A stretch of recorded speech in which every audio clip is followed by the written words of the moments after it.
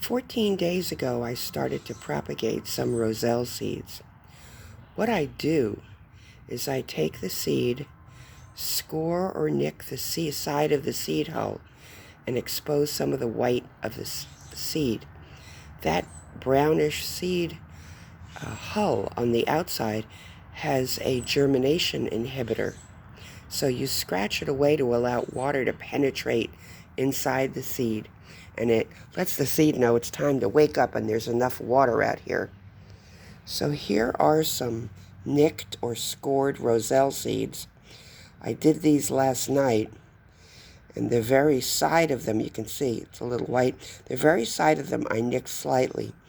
And then I let them sit overnight, 12 hours or so. They can sit longer, another 15, 18 hours is fine. And they start swelling up and absorbing the water. And what I do with the seeds is I put them on a paper towel in the kitchen, and I wait till they start putting out roots. So I'm going to separate them here. And I did about 14 or 15 of these, and I'd say 80% germinated. So this is a white, damp, very, very damp paper towel, and I'm going to let it sit in the kitchen. And I like to see what my germination rate is, how many of the seeds germinated. With tropical seeds, it's best to use the seeds in the same year. Tropical seeds are not designed to be waiting through winter to be propagated. In the tropics, tropical seeds fall to the ground and sprout as soon as they can, when the seed inhibitor is worn off. So these little guys are in mostly core. This one, for example, is in 100% core, which is coconut fiber. A few of them I put in, I had some perlite left over, I just threw it in there.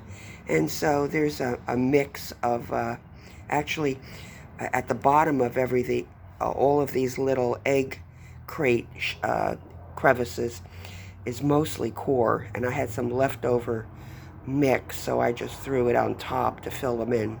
But they're mostly all core. You can see some of them are coming up great, others are not. And this one's has no perlite in it, it's doing great. And those first leaves are the cotyledons, and they never look like the leaf of the plant. The cotyledons are the first leaf, and they don't look like what the other leaves will look like.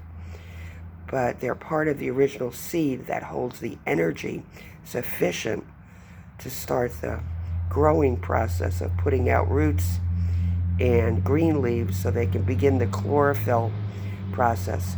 So these 2-inch ones are ready to be put in small pots. And the scored seeds that soaked overnight are ready to go back into the kitchen. And they'll probably sprout within 7 to 10 days. For example, when I sprout blue butterfly pea vine, which has an edible flower, that sprouts in 3 or 4 days in my experience. Thanks for watching.